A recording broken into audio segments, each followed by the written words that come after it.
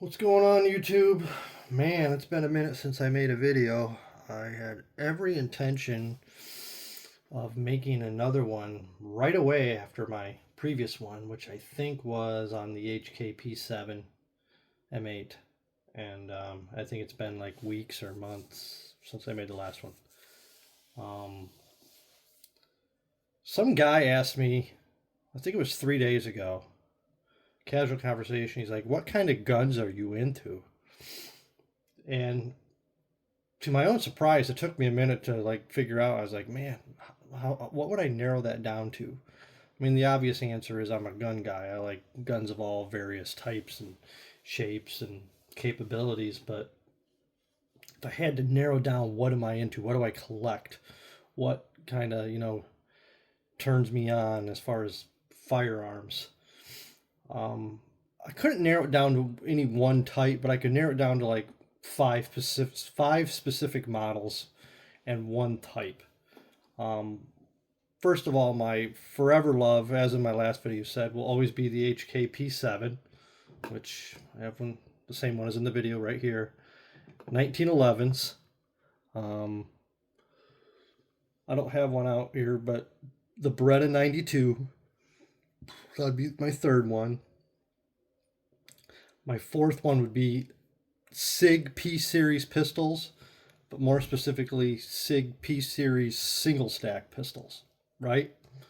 Um, and my last would be pistol caliber carbines like the HK SP5, which I should be getting my stamp back. I'm hoping this month to SBR one of the HKs.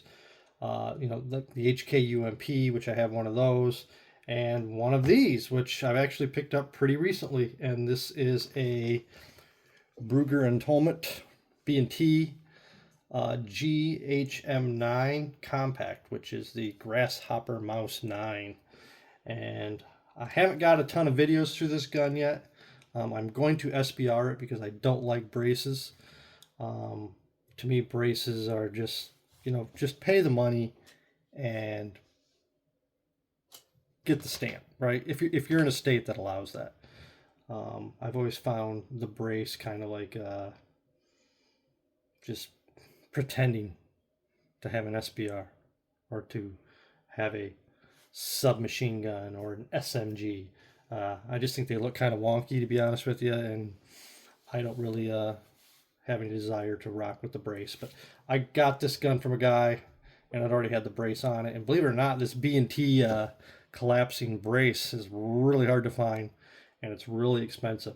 I think B&T is the only company I know of that is more proud of their two letters than H&K, because they charge an arm and a fucking leg for everything that they have that's factory B&T equipment. So, and they also make amazing suppressors. B&T, I think, is one of the best suppressor makers out there, and they've been doing suppressors for HK for a long time. So I'll do a video on this one later. I can tell you it's very well built. It's obviously it's Swiss. And as Ken Hackathorn always says, the Swiss are just anal Germans. And the Germans build the shit out of everything, so just imagine how the Swiss do it. Great gun so far. I've only got 200 rounds through it. This is the B&T lower that just takes the B&T mags, but I also have the Glock lower that takes Glock mags. So I haven't had any issues with either one, but I kind of like the one that takes the Glock mags, just for simplicity, and the mags are way cheaper, and honestly they're more robust than the B&T mags. So we'll do something on this gun later on.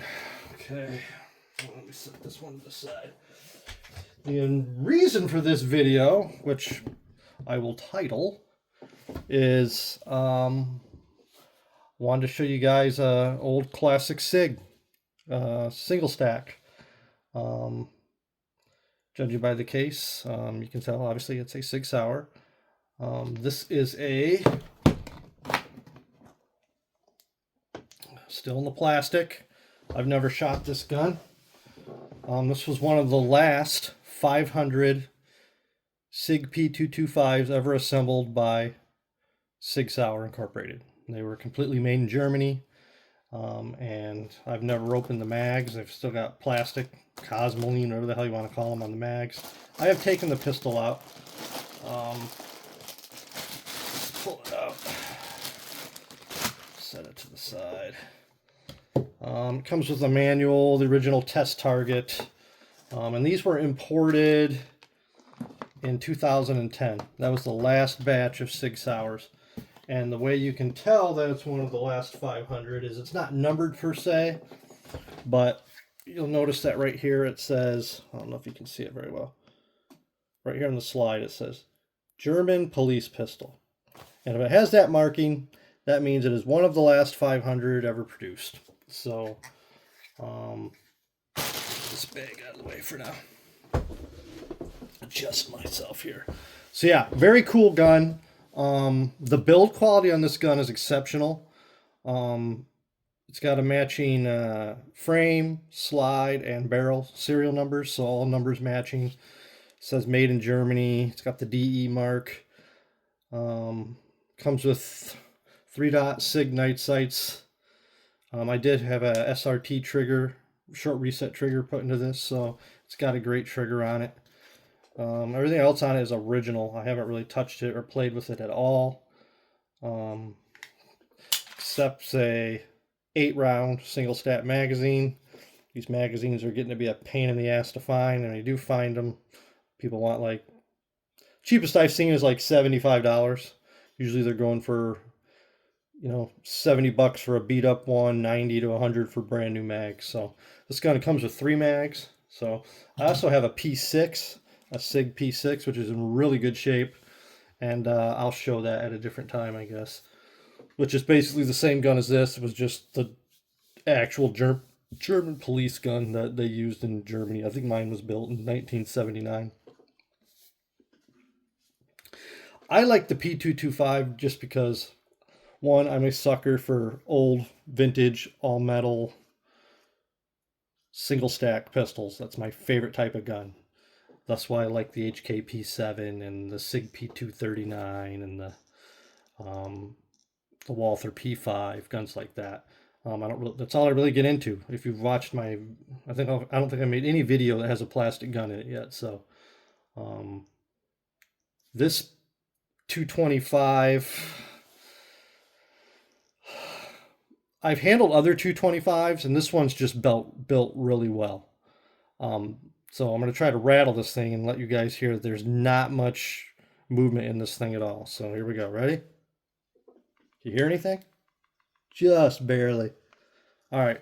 So as rate of comparison, this is a SIG P239, German made. Here we go. Ready? Not too bad. A little bit side to side, up and down. Not terrible.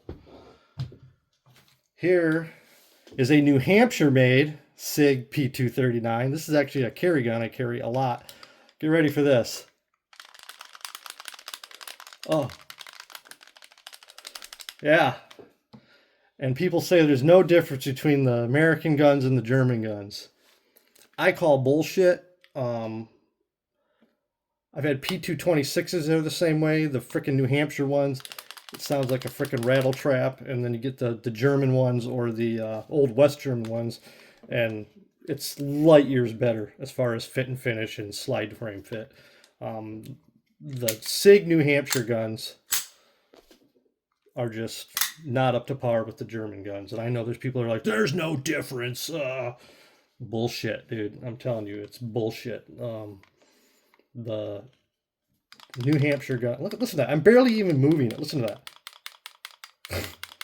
Now, does the gun work? Yeah. I mean, am I saying it's a terrible gun? Obviously, I almost carry the thing almost every day. It goes bang, and it does what it's supposed to do, but it also, it's just a rattle trap, man.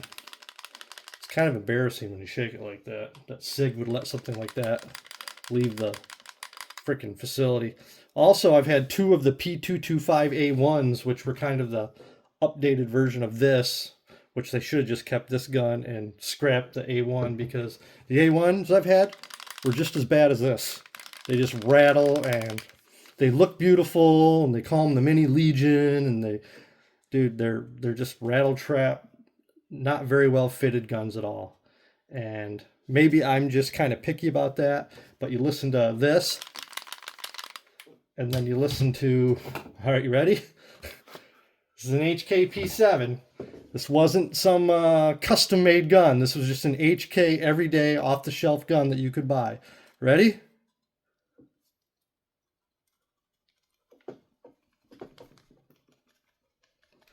Doesn't even make a fucking noise.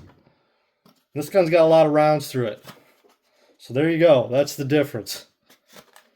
SIG, get your shit together. I don't buy American SIGs. I refuse to. This is the last one I bought. And I got it used.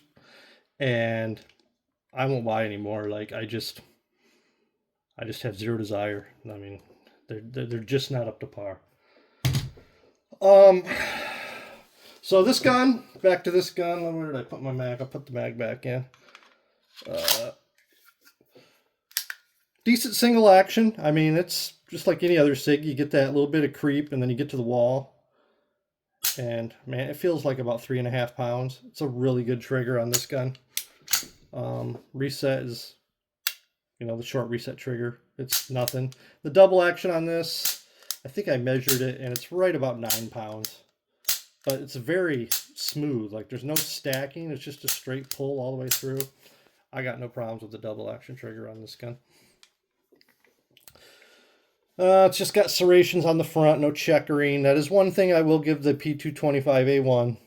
I did like the checkering on the front, but this is more than adequate. I mean, I don't ever feel like the gun slips in my hands with this or the P6. Honestly, I don't shoot this gun. I shoot the P6, but they're like 99% the same gun. Standard everything else, just, you know, your single double action with a decocker, no safety. Just great guns. This gun, I feel like it has the Beretta hump to it more than any other SIG I've ever had. Where, you know, on a Beretta 92, you got that hump that comes back. And this gun kind of has the same thing, and it feels great. I like that feel in the hand that comes back. But which is odd because I hate a arched mainspring housing on a 1911, so I guess I'm not very consistent there. But I like the way that the SIG P225 fits your hand. I like how thin it is, and I like the hump and just how my hand fills out the grip. It feels better than, say, the P239 right here. The P239 is more like I'm grabbing a square piece of wood. Well, with wood grips. But even this one, I feel the same way. It's more of like a square feel as opposed to like a rounded where my hand's just kind of following the contours of the grip. So that's about it. Just I hadn't done a video in a while, and this old P225, I just love this gun. You can't find these anymore. I mean, and when you do find them, you used to be able to get these for $600-700, and now I see them going for like $1,000 on Gun Broker. And the prices just keep going up every year, kind of like the P7s. You're not going to ever see the prices on guns like these go down. They're just going to keep climbing because, once again, as I've ranted in many other videos, they just don't make shit like this anymore. They just, all it is frickin' Glocks and M&Ps and all this other plastic bullshit. And they're not making, you know, rolled stamped metal guns with all metal parts and hand fitting. And although this gun probably doesn't have much hand fitting, but it's just well built. You know, you can tell like it didn't come off a freaking assembly line. Somebody sat there and built this gun. And that's what I look for. That's what I'm attracted to. That's what keeps me in the chase and the hunt, is finding classic guns that were at some point used and carried. And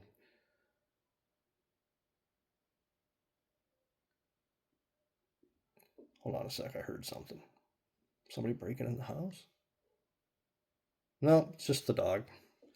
That's Fritz, my miniature pincher. He's a little asshole. So yeah, as I was saying, I just like guns that kind of have a story to them. And I don't look at a Glock and see a story. I see a doorstop. Whereas these guns are iconic and and make me want to continue the hunt to find more and add them to my collection. Okay, that's enough rambling. I'm going to try to get a video out on my UMP and my GHM9. I might just do a SBR video. I got a Colt 9mm factory SBR. They only made like 120 of them, I think. And that's a really cool gun. So I got a bunch of like pistol caliber carbine SBRs that I'll probably end up doing a video on at some point. I know I always say I will, and then it takes me like 2 months in between videos, but I don't know.